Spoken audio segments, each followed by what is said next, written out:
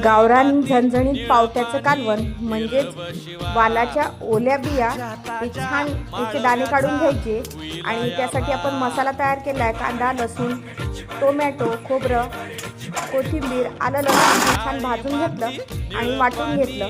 तेल गरम झालं की जिरे तडतडू द्यायचं आणि मसाला टाकून घ्यायचा. मसाला छान तेल सुटेपर्यंत भाजून घ्यायचा आणि त्यात आपले पावडर मसाले, लाल तिखट, हळद, मीठ, धनेपूड आणि थोडा किचन किंग मसाला टाकून हे छान भाजून घेतलं. तेल सुटेपर्यंत हा मसाला भाजून घ्यायचा आणि आपल्या वालाच्या बिया हे याच्यात टाकून द्यायच्या आणि कोथिंबीर टाकून गरम पाणी टाकायचं रस्स्यासाठी आणि छान रस्सेदार आणि झणझणीत अशी पावट्याचं कालवण इथे तयार होतं.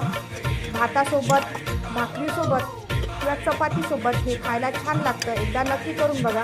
व्हिडिओ आवडल्यास लाईक शेअर सबस्क्राईब करायला विसरू नका. धन्यवाद.